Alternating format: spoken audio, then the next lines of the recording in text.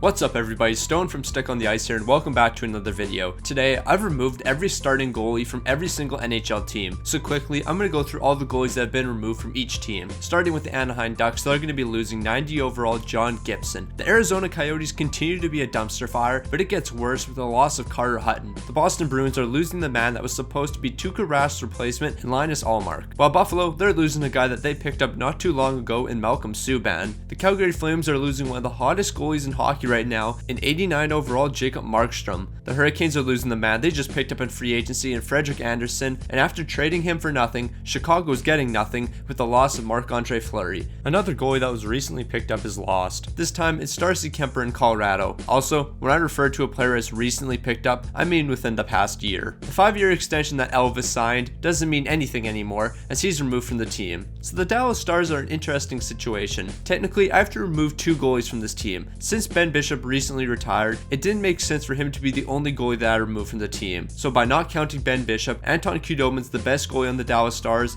and he's going to be removed as well. Detroit thought they had their future franchise goalie, and they would be wrong because they're losing Alex Nedeljkovic. Edmonton's losing Mike Smith. But let's face it, they can't rely on this man forever. Florida might be losing an all-star caliber goalie, but they got a great up-and-coming one in Spencer Knight. There's a saying, out with the old and in with the new. Well, that's not applying here in LA, as they're losing the new in Cal Peterson, and they're sticking with the old and Jonathan Quick. Minnesota isn't taking a massive hit. They might be losing Kaapo Kähkönen, but they still got Cam Talbot. Unlike Minnesota, Montreal's taking a huge hit with the loss of Carey Price. I know Price hasn't played at all this season, but in these simulations, I have injuries off, so he would be playing. After Pekka Rinne retired, UC Saros was supposed to be the next franchise goalie, but his time was cut short and he's removed from the team. The Devils are also losing their young goalie in Mackenzie Blackwood. Overall wise, it seems like the Islanders are taking a massive hit with the loss of Varlamov, but they do have a guy named Sorokin, so I think they're still in good hands. Unlike the other New York team, the Rangers are losing their guy in Igor Shesterkin. The Senators are down tremendous. I actually don't have to remove anyone from their team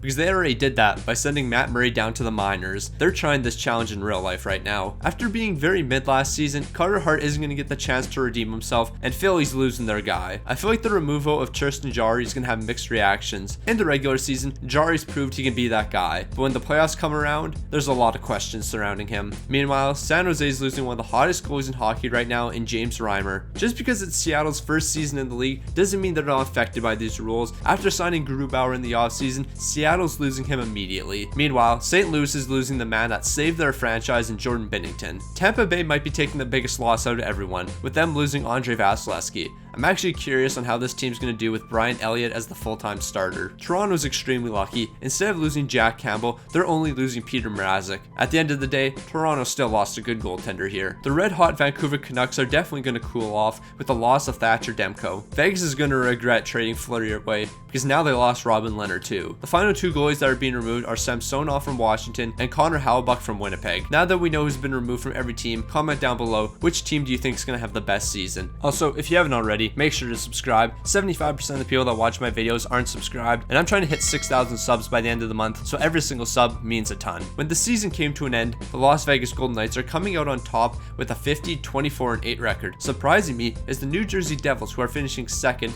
with a record of 48-27-7, and rounding out the top 3 is going to be the newly founded Seattle Kraken. Another team that's surprising me is the Buffalo Sabres, who are finishing with a 45-28-9 record. Tampa did much better than I thought without Vasilevsky, finishing 11th overall, and clinching the final playoff spot is the Chicago Blackhawks, who are finishing 25th overall. How is it even possible that they can make the playoffs being 25th overall? And dead last in the entire league is the Arizona Coyotes. Who would have thought? Now quickly, I'm going to go through everyone's stats. I'm not going to read off everyone's numbers, but I'm going to have them in the background so you can see all their stats. Jeremy Swayman had himself a nice season, recording a .908 save percentage and a .278 goals against while picking up 35 wins. Dan VLADAR wasn't able to fill the shoes of Jacob Markstrom, posting a disappointing .898 save percentage and a .318 goals against. Chicago was doing much better than I thought with Kevin Lankinen, who's posting a .285 goals against and a .904 save percentage. Jonas Korpisalo was terrific with Columbus, picking up 32 wins and in the process getting 6 shutouts. Detroit's also doing much better than I thought, with Thomas Greiss leading the way with a .916 save percentage and a .260 goals against. The young gun in Florida is getting all the minutes, and he's doing pretty well,